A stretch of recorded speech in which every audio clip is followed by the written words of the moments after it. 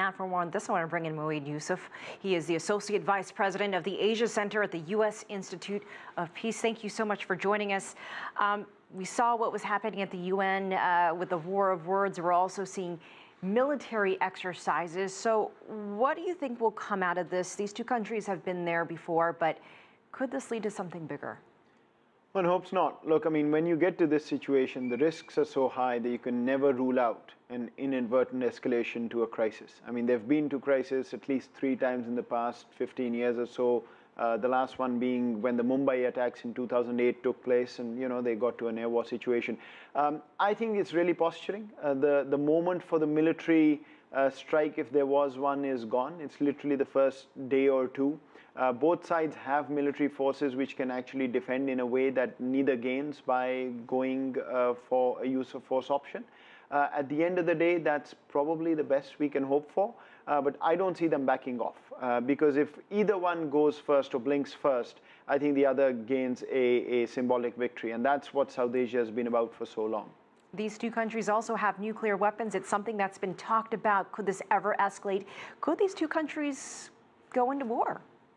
I don't want to think about it because what comes after that is quite horrific. One of the things that we've found so far is that short of war, they know how to control the situation. Once you get into a war situation, neither side has ever managed or had an opportunity to see how to control it. Once you're in war, the fog of war hits, anything can go wrong. And part of the problem is the entire world descends on India and Pakistan and says, don't do this, don't go to war. But only in the crisis moment. Once the crisis is over, everybody goes about their business, forgets about it till the next crisis. And the key is to find a way not to allow these countries to get to this point. Because once they're there, as I said, the risks are simply too high with nuclear weapons in the mix. Narendra Modi, Nawaz Sharif, they have a personal relationship. There was a lot of optimism at one point. Modi even went to Sharif's house just 8 or 9 months ago.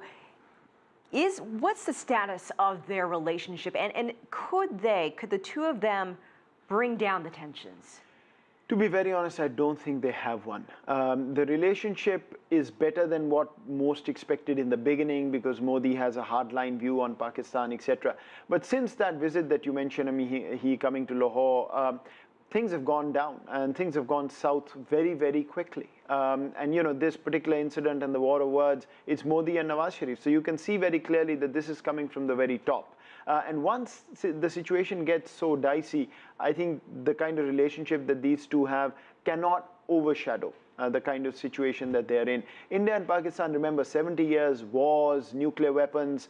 A relationship can take you only that far. It may not get you, it may not get the countries to war. But short of that, I think they've really got to work on their issues. And that's where the biggest weakness is. They keep talking about it.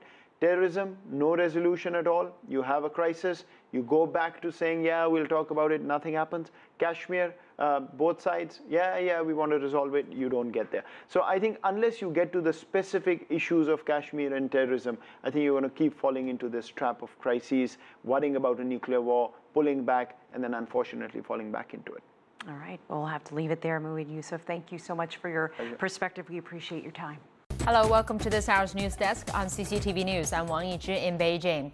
Let's start on the border with Pakistan and India. The Pakistani side has accused India's army of killing 2 of its soldiers with unprovoked shooting along the line of control. The shooting started at 2:30 a.m. and continued for 5.5 hours. The Pakistani military says the Indian army opened fire in 4 sectors. Tensions have risen along the line of control after an attack on a base camp in India-controlled Kashmir on September the 18th, which left 17 Indian soldiers dead. India blamed Pakistan for the attack. Pakistan has rejected the accusations. Thursday began in India with news of an emergency cabinet meeting called by Prime Minister Narendra Modi. A few hours later came the announcement by India's defense spokesperson that the army struck militant base camps in Pakistan to stop them from infiltrating into the country to conduct terror attacks.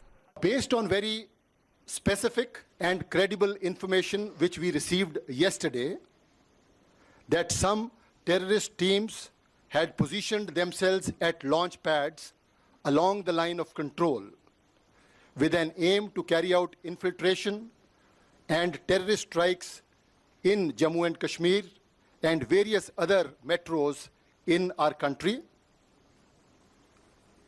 The Indian Army conducted surgical strikes last night at these launch pads. Across the border, Pakistan denied any such strikes took place, calling India's account a fabrication. It reported 2 of its soldiers were killed and 9 others injured in what was described as an exchange of small arms fire. And Pakistan's defense minister put India on warning about such provocations in the future. If they ever violate the line of control again, if there is another violation of the ceasefire, God willing, Pakistani forces will give them a tough response. Tensions between the two nations have risen even higher than usual following an attack on an Indian Army camp in Kashmir earlier this month.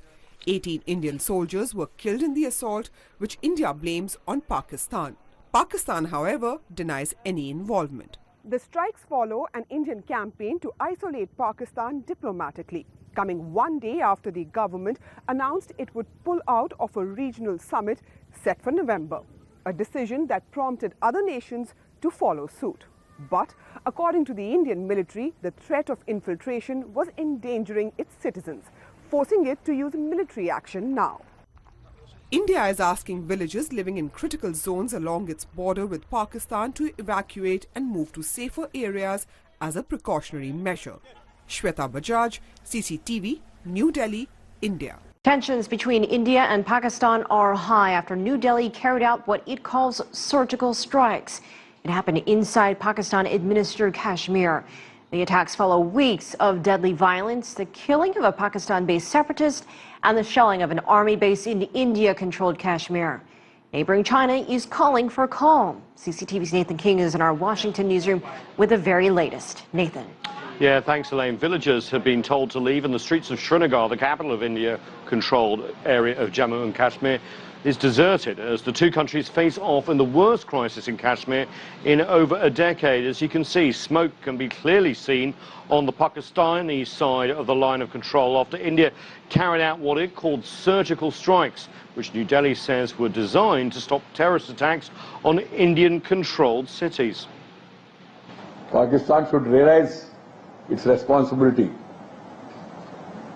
towards ensuring peace in this region, and hope at least now Pakistan will realize its folly and stop abetting terrorism against India. Pakistan says Indian forces killed 2 Pakistani soldiers and wounded 9 others. Pakistan's Prime Minister Nawaz Sharif condemned the attacks as, quote, unprovoked and naked aggression. Pakistan also says its troops proportionately returned fire and urged India not to cross the line of control, a border which has divided the two nations' armed forces for decades. If they ever violate the line of control again, if there's another violation of the ceasefire or the ceasefire line, God willing, Pakistani forces will give them a tough response. India and Pakistan have fought 2 wars over Kashmir since becoming independent in 1965 and 1999. Both nations, of course, have nuclear weapons, which makes any confrontation, Elaine, even more dangerous. And Nathan, where does China stand on this dispute as it shares a border with Kashmir? Yeah, I mean, China has 2 areas which actually border on Indian-controlled Kashmir and Pakistani-controlled Kashmir, and they've been warning both sides to solve their difference even before this latest Indian attack incident. On Wednesday, China's foreign ministry issued a statement on its website saying, and let's read this, that China hopes, quote, that Pakistan and India will strengthen channels for dialogue, appropriately handle any differences, improve bilateral relations, and together protect the region's peace and stability. China has obviously a deep interest in the region. Pakistan, as we know, is a close partner and key destination for Beijing's One Belt, One Road investments. India and China have their own border dispute over the region. They have actually fought in the past and trying to delimit the area now in a peaceful way. A lot riding, Elaine, on the peaceful outcome in what's been called a war at the top of the world, and a very beautiful area as well. Back to you. All right, Nathan King in our Washington newsroom. And we begin tonight with Pakistan, and the country has condemned India for its unprovoked firing along Kashmir's line of control, which saw 2 Pakistani soldiers killed early on Thursday. Well, Pakistani troops returned fire against what it called Indian military aggression. India's military says it carried out a surgical strike against terrorists along the de facto border with Pakistan and Kashmir. India's Director General of the Military Operations, Rabin Singh, said the strikes were aimed at neutralizing terrorist forces preparing to invade Indian territory. China and India held a dialogue on fighting terrorism on the 27th of this month.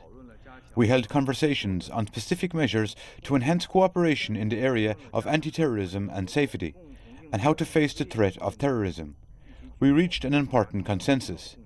China has been addressing tensions between India and Pakistan through various channels.